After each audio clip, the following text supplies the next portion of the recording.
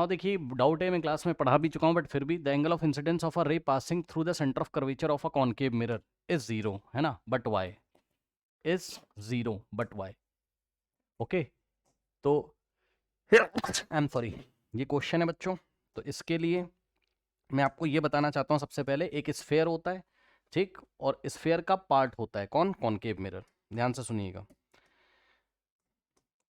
ये concave mirror एक sphere का पार्ट होता है। सबसे पहले आपको ये समझना चाहिए, एक गोला होता है, उसमें से काट के कॉनकेव मिरर बनाया जाता है, ये आप समझो, ठीक।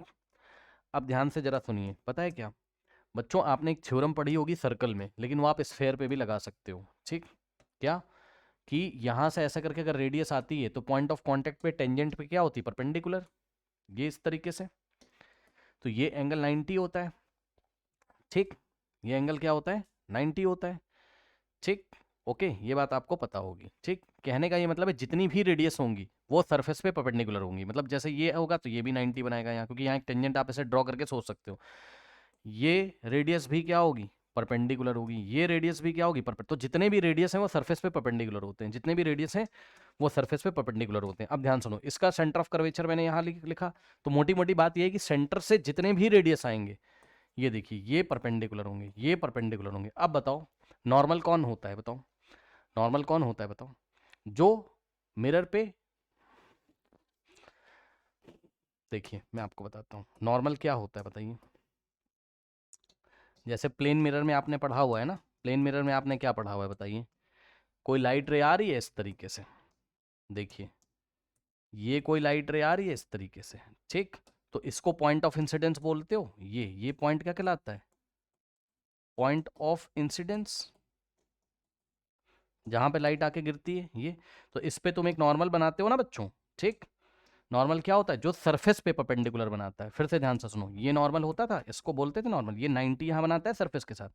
तो एक बात बताओ, अगर यहाँ सेंटर से कोई आ रहा है तो ये सरफेस है, रिफ्लेक्टिंग सरफेस, तो यहाँ अगर ये 90 बना रहा है तो यही तो नॉर्मल कहलाएगा, ठीक।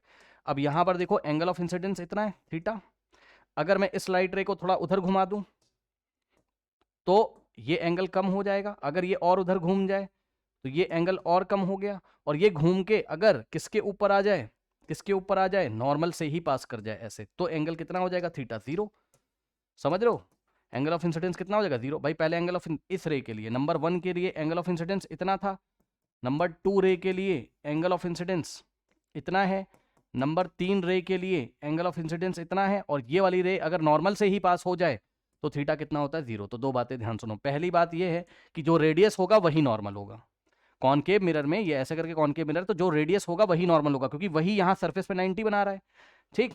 तो अगर हम यहाँ पर ध्यान से सुनिए, यहाँ पर इस तरीके से इस सेंटर ऑफ कर्वेचर से अगर हम एक रेडियस ड्रॉ करें तो यही नॉर्मल कहलाएगी, किसके लिए, ये नॉर्मल कहलाएगी किसके लिए, एक लाइट रे के लिए जो सेंटर ऑफ कर्वेचर के निशाने पे आ रही। ध्यान सुनो, ये देखो, ये ऐसा। अब बताओ, अब बताओ, अगर कोई लाइट रे, अगर कोई लाइट रे नॉर्मल के अलोंग जाती है, नॉर्मल के अलोंग का मतलब है नॉर्मल से लग के होके जाती है, तो थीटा कितना होता है, जीरो। तो ये वाली लाइट रे सेंटर ऑफ कर्वेचर से पास हो रही है, ध्यान सुनो, सेंटर ऑफ कर्वेचर से पास हो रही है, लेकिन सेंटर ऑफ कर्वेचर से तो नॉर्मल भी पास हो रहा है, मतलब इसी लाइन के अलोंग, इसी लाइन से लगता हुआ नॉर्मल है। और वो ये वाला रेडियस क्यों नॉर्मल है, ये इसलिए नॉर्मल है क्योंकि ये सरफेस पे 90 बना रहा है, नॉर्मल हमेशा सरफेस पे क्या बनाता है, 90, और रेडियस हमेशा सरफेस पे 90 बनाता है, तो यही नॉर्मल है। और यहीं से क्या जा रही है आपकी, यहीं से क्या जा रही है आपकी, इंसिडेंट लाइट, मतलब यहीं पे इंसिडेंट रे आ रही है, ये पॉइंट ऑफ इंसिडेंस है। तो बताओ थीटा कितना हुआ, यही वाली सिचुएशन है, बस इसको घुमा के कॉनकेव में देख लो, ठीक।